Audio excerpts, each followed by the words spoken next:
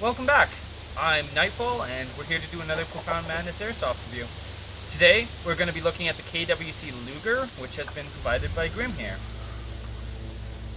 So, my first impressions from the limited use I've gotten out of it is that it's a compact, reliable, and admittedly rather pretty sidearm. There are reliability issues, but those can mainly be fixed by good maintenance, which someone here may have forgotten.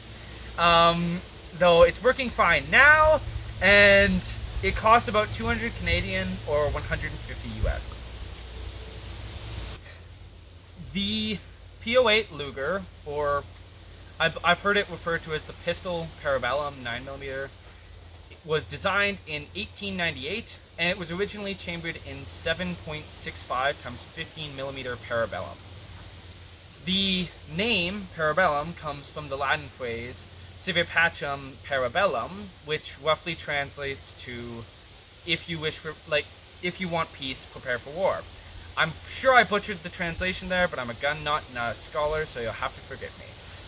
It was chambered in 9mm when it was adopted by the Imperial German Navy in 1904, and in 1908 the Imperial German Army also adopted it.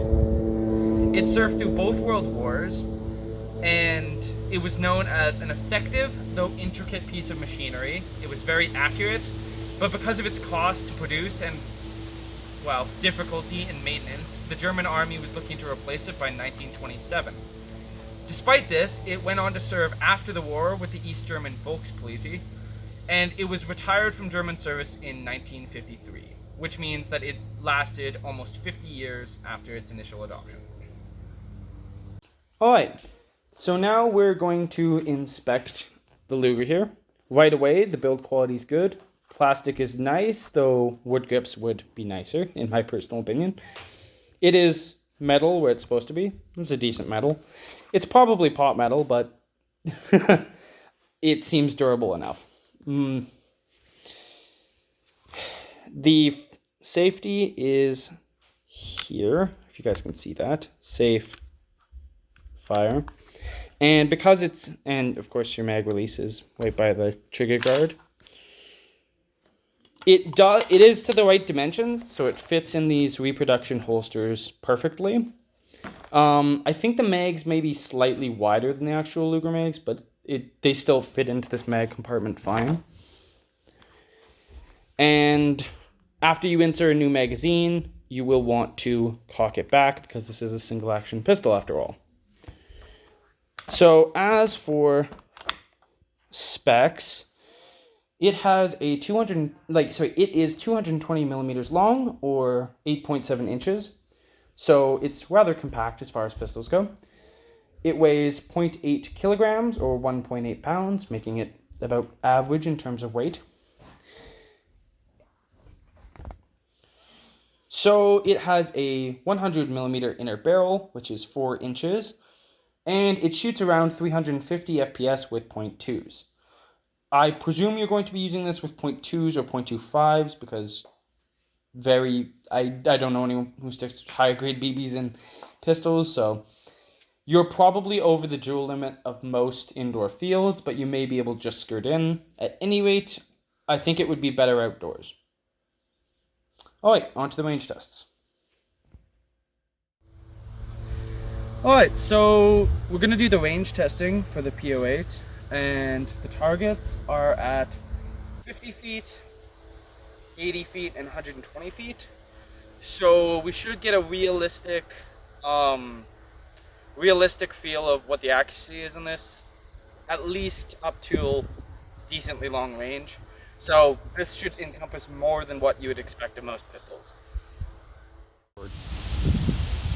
Alright, so we're gonna start with 50 foot target, and we'll see how it does. Then we'll move on to the longer ones. Does this have a safety die? Yeah. I'm stupid.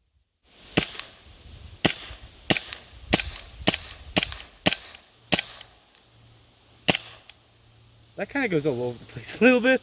The blowback is very different compared to most pistols I've used. firing at the middle one. Okay, switching magazines.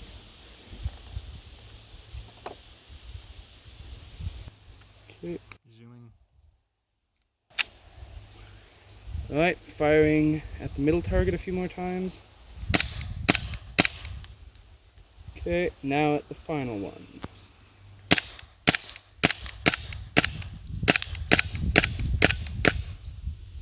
And we're out. Alright, so right away, I'm not sure if I got any headshots. Oh, yeah, I did. This isn't being held in very well because the wind blew it out. So you can't really see, but it did hit that, it just didn't break it. Down here, there's 1, 2, 3 hits that I can confirm. I think I hit the frame once or twice, but I honestly don't know. Let's check the next one.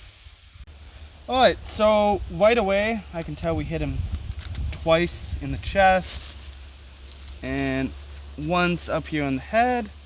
So all things considered, not bad, considering I think it was mostly my aim there, because it's not exactly a familiar grip angle or recoil pattern. Alright, so I actually did get a hit out here, which is kind of surprising, because I didn't think I could hit out to 120 feet. But it just goes to show if you throw enough shit at a wall, eventually some will stick. Alright, let's head back for a review.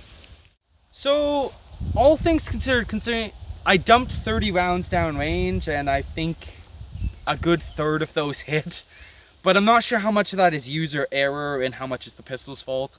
It's unfamiliar to me, so the fact that I even hit a third of my shots is nonetheless good. And I did hit out to 120 feet with it, so I would say this is solid if you just need a backup weapon, though I wouldn't want it as a primary. But again, as I've stated multiple times in these videos, I really would never want to run a pistol as a primary for the most part, so it is what it is.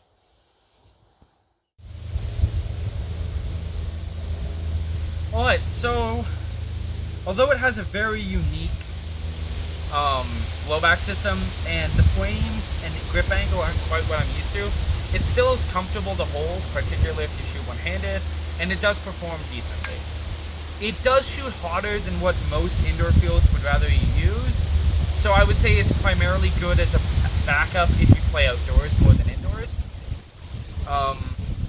All things considered, it's an excellent sidearm, but it does need very careful, constant maintenance to it, so you just have to make sure to take care of it.